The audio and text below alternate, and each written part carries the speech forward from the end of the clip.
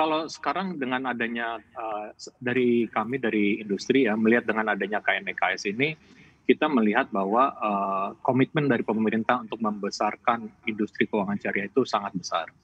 Dan, sudah terlihat rasanya yang dirasakan oleh industri.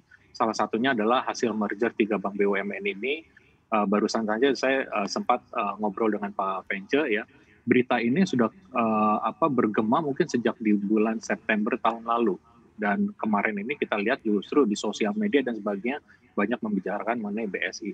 Nah, tantangan ke depannya memang itu, Mbak, adalah bagaimana, industri ini karena masih, eee, relatifly masih kecil, bagaimana industri ini bisa diberikan insentif dulu agar bisa tumbuh lebih pesat. Karena jangan lupa Mbak, bahwa, at the end of the day competitors dari bank-bank syariah ini adalah bank-bank besar. Nah, sayangnya sekarang ini hanya satu bank umum syariah yang, masuk ke buku 3, sisanya itu di buku 2 atau buku 1. Jadi bagaimana caranya bank-bank syariah ini bisa tumbuh sehat ya, dan memang bisa berkompetisi dengan bank-bank besar lainnya. Yes, Yang kedua, insentif. nah untuk bisa oh sorry, Oke, silakan Pak, yang kedua dulu, nanti saya halo akan Mbak Lin. tanyakan insentifnya apa saja nih Oke, yang diperlukan. sorry. Oke. Jadi yang kedua adalah bagaimana, unit usaha syariah bisa memaksimalkan infrastruktur induknya. Bukan hanya unit usaha syariah, tapi sebaiknya pun bahkan bank umum syariah boleh memaksimalkan infrastruktur yang ada di induknya. Bayangkan kalau misalnya saja, BSI ini, Bank Syariah Indonesia, bisa memaksimalkan, infrastruktur yang ada di Bank Mandiri, BNI, dan BRI. Wah, tentu itu pertumbuhannya bisa cepat lebih, pesat lagi ya, dan sampai ke pelosok-pelosok.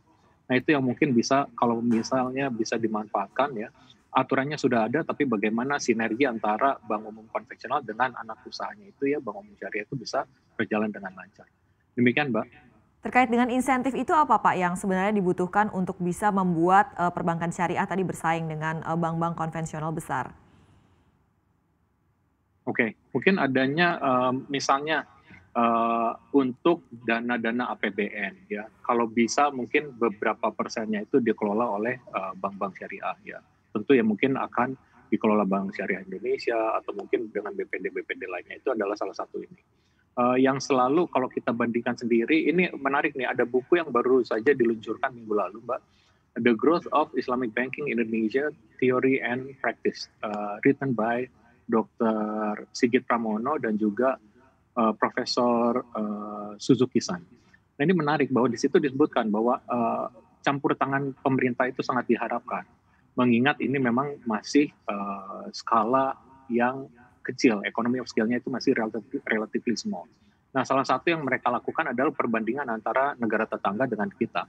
Nah, di negara tetangga ini diberikan beberapa insentif seperti pajak, kemudian juga adanya stamp duty yang lebih murah kalau misalnya KPR-nya dilakukan KPR syariah dibandingkan konvensional dan hal-hal seperti itu sih Mbak. Nah, kalau itu berarti kalau itu bisa dijalankan Mbak, tentunya pertumbuhan keuangan syariah bisa lebih pesat lagi. Jangan lupa install aplikasi CNBC Indonesia di App Store maupun di Play Store untuk mendapatkan informasi dan perkembangan terkini dari berita-berita ekonomi dan bisnis.